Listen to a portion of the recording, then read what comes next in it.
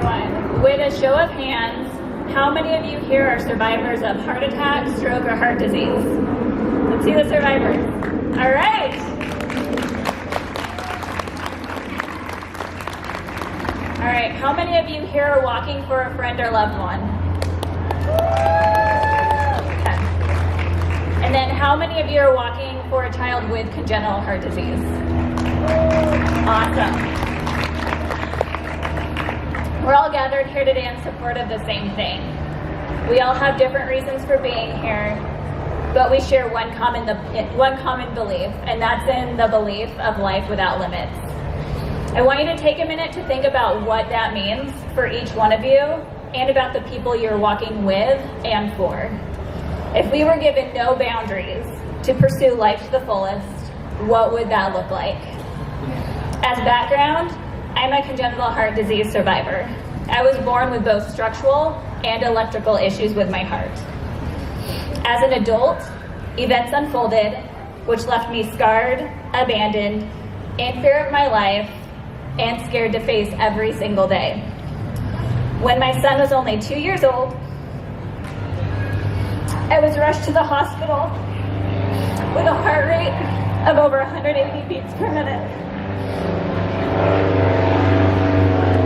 Sorry, I have to flip the next page.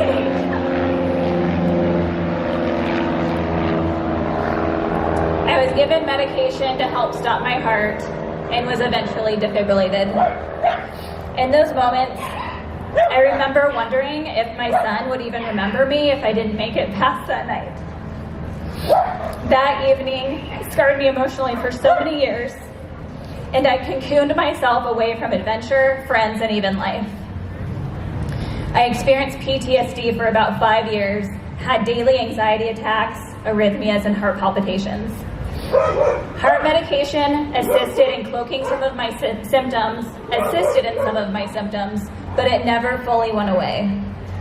I experienced some failed procedures, loss of friends and family, and even myself. My amazing cardiology team had done everything they could to help me be comfortable in my diagnosis, but I was still not living life. I was just existing.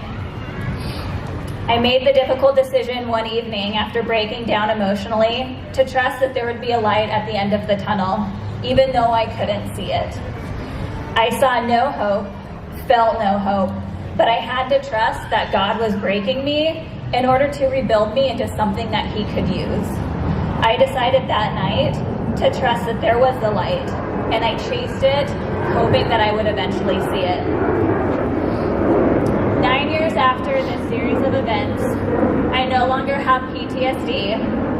I'm married to the love of my life, and my son is now 10 years old.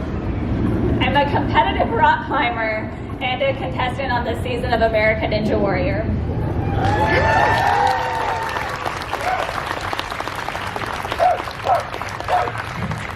I fought through more bad days than good days to get here because I was able to imagine what it would look like to live a life without limits.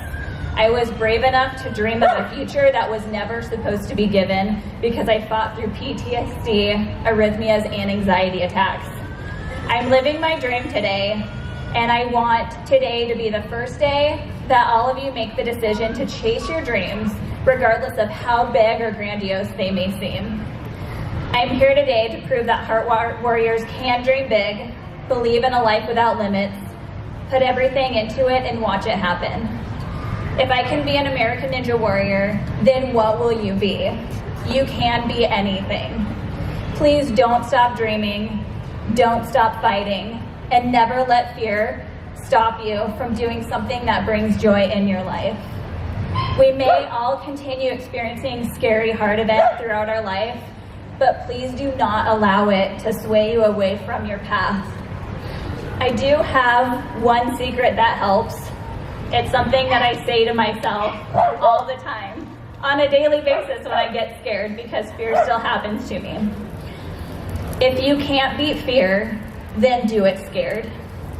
Thank you all so much for coming together for this Heart Walk and to support an amazing cause through the American Heart Association and providing me with a humbling opportunity to speak with you all today. Thank you. Wow.